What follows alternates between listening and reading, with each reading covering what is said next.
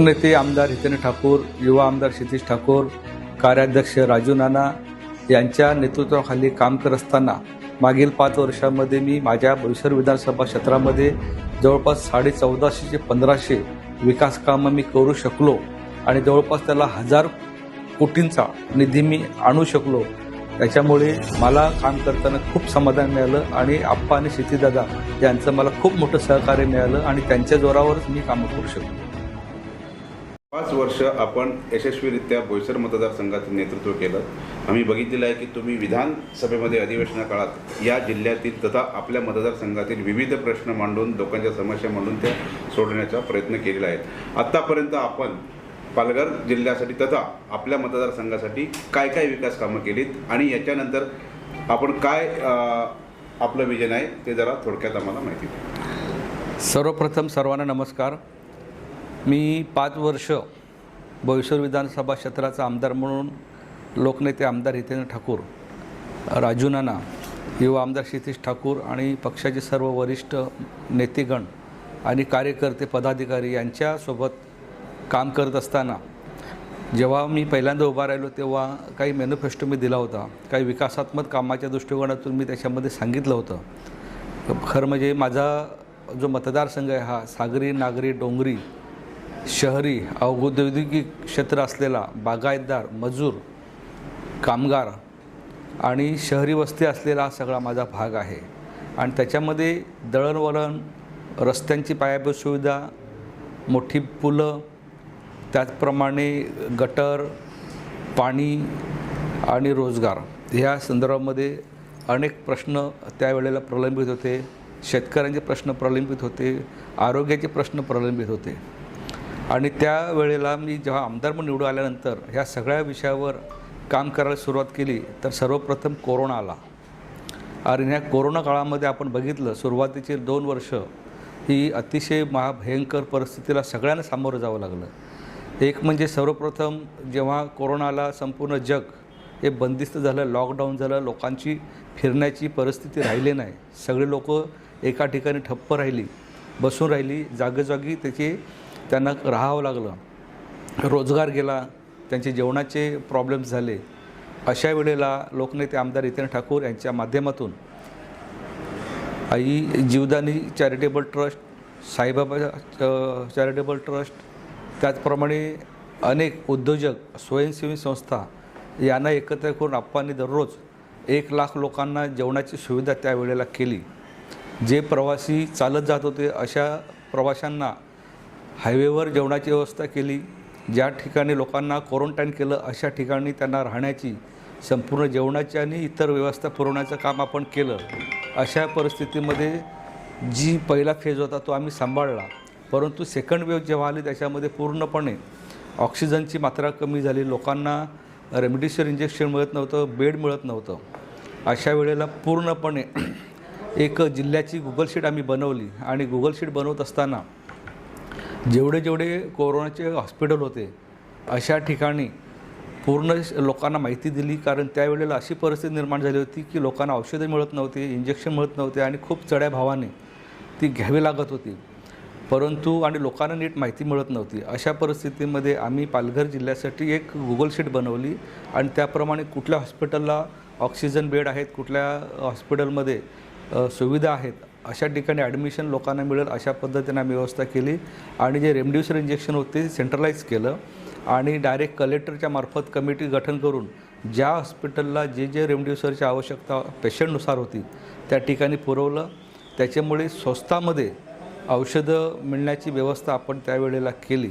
म्हणजे ही जर 2 वर्ष 2.5 वर्ष जर आपण बघितली ती अतिशय बिकट परिस्थितीमध्ये लोकांची गेली, परंतु त्यानंतर आपण बघितलं हे साधारण 2-2.5 वर्षाचा कालखंड मिळाला।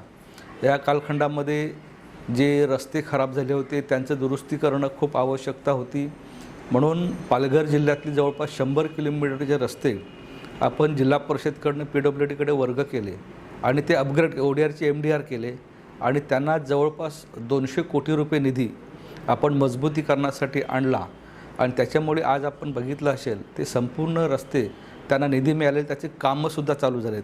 येत्या वर्षभरामध्ये सगळी कामं ती एकदम पूर्णपणे चांगल्या स्थितीमध्ये होतील. उदाहरणादाखल द्यायचं झालं तर सावरा-इंबूर रस्ता हा अतिशय वर्षानुवर्ष बिकट परिस्थितीमध्ये असायचा, वाईट अवस्थेमध्ये असायचा. तर त्या ठिकाणी आपण 9.5 कोटी रुपयाचा निधी आणला आणि त्याचं काम चालू झालं. दुसरं त्याच्यामध्ये आपण बघितलं मासवण निहे नागझर रस्ता, हा रस्तासुद्धा खूप खराब झाला होता. त्या ठिकाणी 15 कोटीचा निधी आणला. असे पालघर तालुक्यातील 100 किलोमीटरचे रस्ते प्लस ज्या मोऱ्या होत्या पाईप टाकलेल्या त्याच्यावर स्लॅब डन करून ते रस्ते आपण मजबूत केले. त्याच्यामुळे आता दळणवळण ही चांगल्या पद्धतीने सुरू होईल. आरोग्याच्या बाबतीमध्ये आपण विचार केला तर बोईसरसारख्या ठिकाणी एक सुसज्ज हॉस्पिटलची आवश्यकता होती, सफाळ्यासारख्या ठिकाणी हॉस्पिटलची आवश्यकता होती आणि हायवेला कुठेच हॉस्पिटल नसल्यामुळे जे ॲक्सिडंट होत होते, जे लोक ॲक्सिडंटनी मृत्यूमुखी पडत होते, त्यांना सिव्हिअर ॲक्सिडंटली कॅज्युअलिटी होत होती, अशासाठी खानिवड्या ते सुसज्ज असं रुग्णालयाची मंजूर करून त्याचं काम चालू झालेलं आहे. बोईसर इथे निधी मिळालेला आहे, त्याचप्रमाणे सफाळा भागामध्ये सुद्धा मिळालेला आहे. त्याच्यामुळे आरोग्याच्या दृष्टिकोनातून आपण बघितलं तर सर्व पालघर जिल्ह्यातील जो बोईसर विधानसभा क्षेत्र आहे त्याच्यामध्ये आपण आरोग्याच्या सुविधासाठी हे प्रयत्न केलेले. जवळपास तो 50 ते 60 कोटीचा निधी आणलेला आहे. दुसरा जो मनोरला ऑलरेडी हॉस्पिटलचं काम चालू आहे, परंतु त्याच्यामध्ये काही रक्कम कमी पडत होती आणि ते काम पूर्ण होत नव्हतं, म्हणून जवळपास एक्स्ट्रा 40 कोटीचा निधी त्याला मंजूर करून आणला आणि त्याचं कामसुद्धा आता अंतिम टप्प्यामध्ये आलेलं आहे. राहिला प्रश्न पाण्याचा. पाण्याच्या बाबतीमध्ये हर घर जल ही केंद्राची योजना आली. अंतर्गत जी पाणी घरोघरी देण्याची त्याच्यामध्ये प्रोव्हिजन आहे, परंतु तिथले जे सोर्सेस आहेत पाण्याचे स्थानिक लेवलला, कुठे विहीर आहे, कुठे बोरवेल्स आहे, तर ते कधीही पूर्ण न होणारे असे ते सोर्स आहेत, ते भविष्यामध्ये कमी पडतील. अशासाठी पालघर जिल्ह्यामध्ये तालुक्यामधील माझा मतदारसंघामध्ये बोईसरसारख्या जी MMRDA मार्फत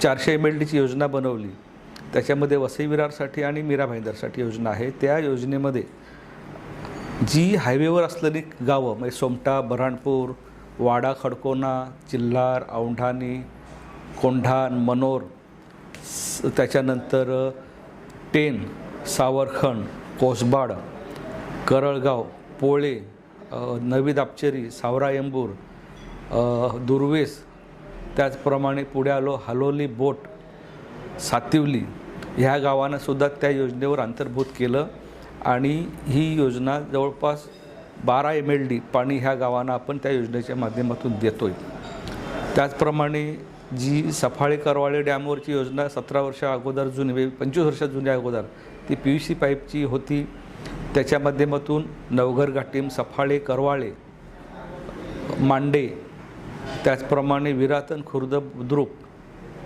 टेंबी खोडावे, जलसार ह्या गावाने हे पाणी जाते. परंतु ह्या ठिकाणी ही योजना खराब झाल्यामुळे ती पाणी तिथपर्यंत जात नव्हतं, म्हणून नव्याने एक जवळपास 20-22 MLDची योजना आपण तयार केली आणि ती योजना वांद्री प्रकल्पाचा जो ओव्हरफ्लो आहे तो अडवून त्याच्यामध्ये 36 MLD पाणी रिझर्व केलं आणि त्याच्या माध्यमातून दैसर, गोंदावे, साखरे, नावजे, गिराळे, पारगाव, सोनावे, तांदुलवाडी, दारशेत, उंबरपाडा ही नव्याने गावं ॲड करून त्या गावांसाठी योजना बनवली. त्याचं काम चालू झालं आहे.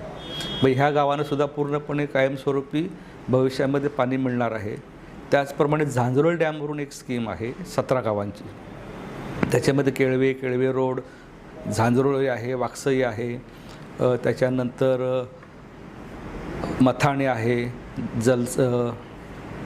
दातिवरे, कोरे, भादवे, खार्डी ही जी ह्या लाईनवर येणारी गावं आहेत यांच्यावरसुद्धा स्कीम होती. ती शेवटच्या ठिकाणी पाणी जात नव्हतं, त्यांच्यासाठी आपण एक स्कीम नव्याने बनवली, त्याचं काम चालू झालेलं आहे. त्याचप्रमाणे महागाव कुकडा येथे एक स्कीम बनवली, खानिवडे गारगाव इथे डॅम बांधून त्याच्या माध्यमातून खानिवडे गारगाव, हनुमाननगर, शिगाव, राणी शिगाव, खुताड, मान, बेटेगाव, खैराफाटा, सरावली, बोईसर प्रॉपर, पास्थळ ते मुरब्या, सातपट्टीपर्यंत ही जी गावं त्याच्यामध्ये अंतर्भूत करून त्यांच्यासाठी जवळ 264 कोटी योजना बनवली. आणि वसई तालुक्यातील जो ग्रामीण भाग आहे ते 21 गावं, त्याच्यामध्ये पारोळ, शिरवली, माजिवली, देपिवली, सायवन, मेढे, वडघर, आंबोडे, भिनार, आडणे, शिवणसे, उसगाव ह्या गावांसाठी 21 कोटी योजना बनवली. म्हणजे माझ्या मतदारसंघामध्ये जी गावं येतात त्या गावामध्ये सगळ्या ठिकाणी एक पाण्याची योजना बनवलेली आहे. त्याचप्रमाणे जो मधला भाग आहे मासवण, लोहरे, काटाळे, गोवाडे, त्याचप्रमाणे वसरे, खडकोली, लालठणे ह्या गावांसाठी सुद्धा पाण्याची एक योजना बनवली. आणि दुकटन ह्या ठिकाणी जे महानगरपालिकेचे फिल्टरेशन प्लांट आहे त्याच्यावरून ते पाणी त्या भागाला आपण देणार आहोत. त्याची योजनेचं कामसुद्धा चालू झालेलं आहे. काही ठिकाणी ESR बांधून झालेत, पाईपलाईन टाकायचं काम चालू झालेलं आहे. आणि ऑलरेडी दुकटन, बहाडोली, खामलोली या भागामध्ये, दैसर या भागामध्ये ऑलरेडी त्या योजनेत पाणी जातं आहे. म्हणजे येणाऱ्या काळामध्ये माझ्या मतदारसंघामधला कुठलंही गाव पाण्यापासून वंचित राहणार नाही अशी व्यवस्था आपण त्या ठिकाणी केलेली आहे. राहिला प्रश्न शेतकऱ्यांचा, तर शेतकऱ्यांचं आपण बघतो आहे अवकाळी पाऊस पडतो आहे, भात जेव्हा तयार होतं आहे तर त्यावेळेला जेव्हा भात त्याच्यानंतर एक साधारण शेतकऱ्यांना 1000-1500 रुपये एक क्विंटलनी खुल्या बाजारामध्ये भात विकावं लागत होतं आणि शेतकऱ्यांचं खूप नुकसान होत होतं. मग अशा वेळेला आदिवासी विकास प्रकल्प यांच्या माध्यमातून भात खरेदी योजना जी आहे त्यांच्या माध्यमातून आपण तिथे एक भात खरेदी केंद्र चालू केली. त्याच्यामध्ये बऱ्हाणपूरला चालू केलं, हालोलीला चालू केले, ढेकाळ्याला चालू केलं आणि पारगाव या 4 ठिकाणी, आणि वसई तालुक्यामध्ये शिरवली, आडणे आणि मेढे अशा 7 ठिकाणी भात खरेदी केंद्र चालू केल्याने जवळपास 20-25 हजार क्विंटल दरवर्षी भाताची खरेदी होते आणि शेतकऱ्यांना 2500 ते 2800 रुपयेपर्यंत भाव मिळायला लागला.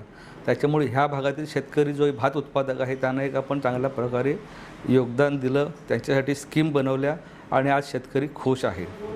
त्याचप्रमाणे आपल्या पालघर जिल्ह्यामध्ये जी काही तरुण वर्ग आहे त्या तरुण वर्गाचा रोजगार मिळवण्याच्या दृष्टिकोनातून आपण एक प्रयत्न केला तर इथे औद्योगिक क्षेत्र मोठ्या प्रमाणामध्ये आहे आणि ह्या ठिकाणी इंडस्ट्रीला लागणारा जो स्किल वर्कर आहे तो ITIच्या माध्यमातून आपल्याला तयार करावा लागतो आहे. एक अभ्यास केला, एक साधारण त्याची माहिती घेतली तर पालघर जिल्ह्यामध्ये फक्त ITI कॉलेज जेवढे आहेत त्याच्यामध्ये 1000 सीट आहेत आणि डिमांड ही खूप मोठ्या प्रमाणामध्ये आहे.